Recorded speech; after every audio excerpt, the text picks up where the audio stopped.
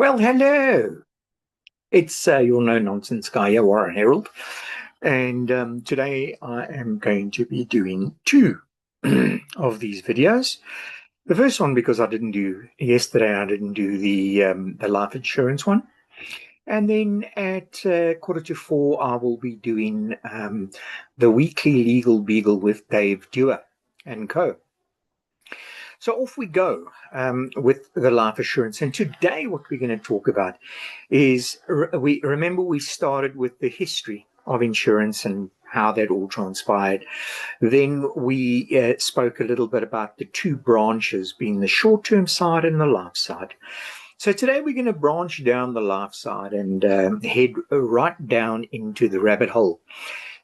So basically what we've got is, just to recap, we've got the short-term insurance on the one side and we've got the life on the other side. And this insures the things that are more material, and this is the things that what if could happen. So the easiest way that I explain this to especially my young clients, is something that I designed years ago called the scales of financial planning, which I'm going to show you now. And basically how the scales of financial planning work is that I do this circle like this, okay? And what we look at is there's various things in your life that become important. And when we look at life cover, the first thing that we look at in any portfolio is, of course, life cover. And that forms on the what if side. So what if? What if I die? What if I become disabled? What if I become sick? Okay. The other side of the scale is the what when side. So in other words, what when I retire? What when I need that money for the deposit on the home? Unfortunately, all things are not created equal. So we start with number one importance in your portfolio, and that's life cover. Now, what we do with life cover is we look at two things. We look at, is it actually needed? I've got a meeting with a young lady this afternoon, and she's single, and she doesn't have any dependents, and she doesn't need life cover. Once we decide whether you need life cover or not, obviously, if you don't need life cover, great, we skip it. If we do need life cover, then what we have to do is we need to establish how much. How long is this piece of string? So what I do is I ask a whole lot of weird questions that if you died, how would your partner be affected? Do you have kids? And I go through all that kind of stuff. The next thing we look at in terms of financial planning is your incapacity. In other words, what happens if I can't earn an income anymore? So there we look at either temporary or permanent, and that generally is a lump sum benefit. What we also do, though, there is we look at income protection. Income protection, a little bit expensive, but well worth its money when spent, especially if you're a contractor or you work for yourself. Number three, of course, is medical. And what's the top of medical? Everyone loves to hate it. The grudge purchase of the century is medical aid. But is it required? If you're South African and you want to live, yes, it is required. You've got to bite the bullet. I got very, very ill in 2020, and I would have died had I not had a decent medical aid. And then we look at major medical costs. What happens if I have a heart attack, a stroke, cancer? Yes, it does form part of your incapacity and or your lump sum benefit that you might or might not get, as well as your income protection, depending on how long your waiting period is.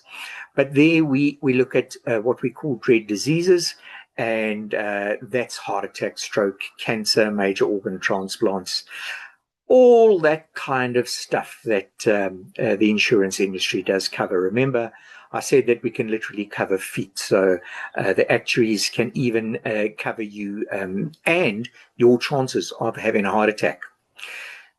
Then number four, we look at retirement and retirement annuities, okay? And if we have a look at that, we obviously work out, and I ask you, how much do you want to retire with? I then take into a consideration what you've signed, in fact, sorry, not what you've signed, what you've saved already, and then also your monthly contributions going forward from that. Very, very interestingly is that if you can see on this wheel over here, if you are 25, I think you have, it's either 420 or 480 paydays left until you turn 65. How's that? That's quite a thing, hey? Then the last thing we do is we look at short-term savings. In other words, what happens in 5 years' time? How do I save just for a nest, just a slush fund? I want to be responsible and I want to put money away. Unfortunately, things don't always work out. And what I'd like to say is get to a client and sort out 1 to 5 in one shot. But finances, more often than not, don't allow that. And then what we find ourselves is in a position where, especially if you're a young family, you've got a greater need for risk cover and income protection, etc. We're heavy on the protection side. So in other words, you've got to put the wealth creation, i.e. the retirement annuity and the short-term savings on the back burner until you can afford those things. And that is what it is. It just is. It's cuck, but that's what we have to do. Fortunately, when you head to my age and my kind of situation, all the kids are grown up and you've got an empty nest, and you then look at your wealth creation side of things. So peeps, that's basically what we do. I don't want to make it too long. That's what we do, and that's how a proper financial planner will work out what it is you need and how much you need. It's very, very important that whenever you have dealings with a financial advisor, that they do give you something in writing, or something like, a recorded report back where you've got everything in writing and everything down. The reason for this is, unfortunately, is that you get a lot of cowboys out there and they talk all sorts of nonsense. And as you know, I'm a no-nonsense guy. So they talk nonsense, and especially if they're moving you from one company to another, make sure that you get that in writing.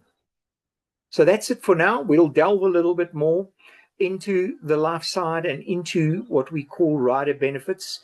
Next week, we'll start talking about the disabilities and the income protection, severe illness, and all that kind of stuff. That's it this week from me, your financial advisor and trusted no-nonsense guy. Take care, God bless, and remember, use the brain that the good Lord gave you. Take care.